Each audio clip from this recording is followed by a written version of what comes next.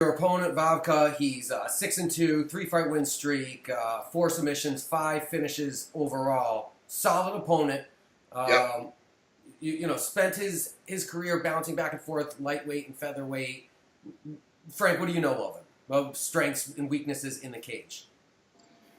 He's pretty fundamentally sound from what I've seen. I mean, I haven't watched a whole lot of videotape. I watched a little bit. He just seems like a strong kid, tough kid. Like, he's not going to give up. He's not going to give an inch. You know what I mean? Which is similar to me. He's got, solid boxing, solid stand-up, solid on the ground. He's solid everywhere from pretty much what I can see.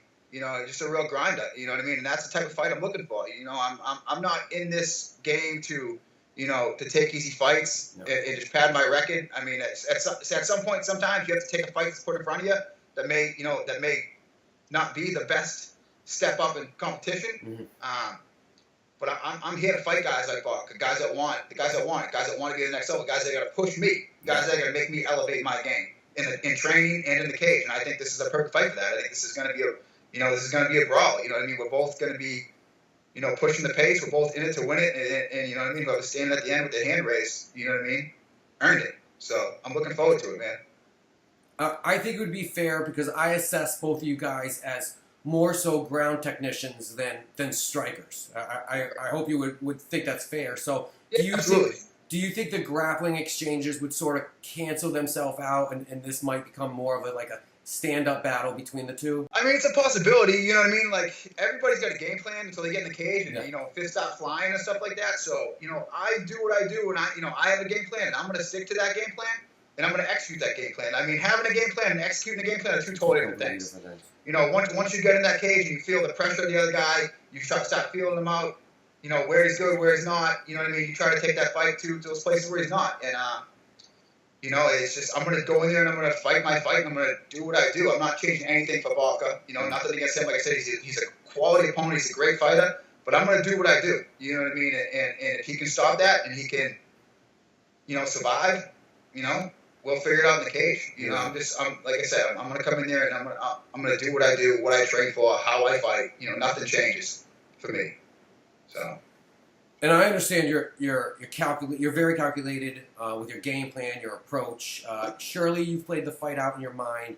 What have you conceived or envisioned as the outcome, a prediction even?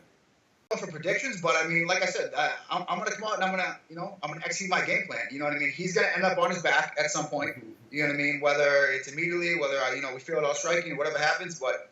You know what I mean? If I'm comfortable striking and I feel like, I'm winning those exchanges, I'll keep it there.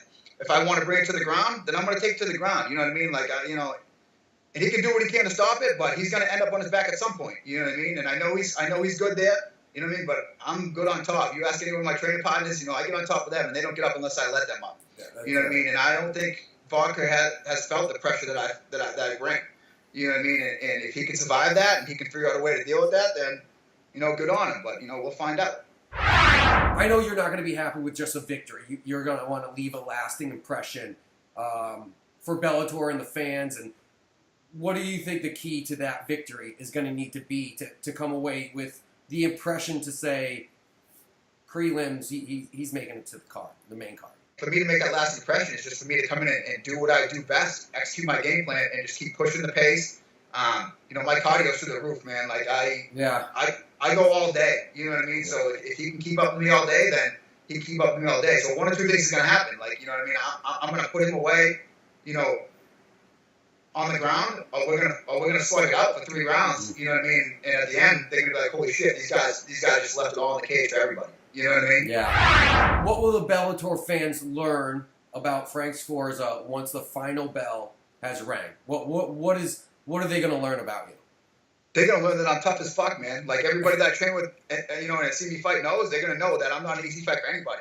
Right. No matter what your record is, no matter what your level is, you know what I mean? I'm not going to be an easy fight for anybody. Like, I don't care if you're, top ranked nationally. Like, I'm not an easy fight for you. Yeah. You know what I mean? For anybody.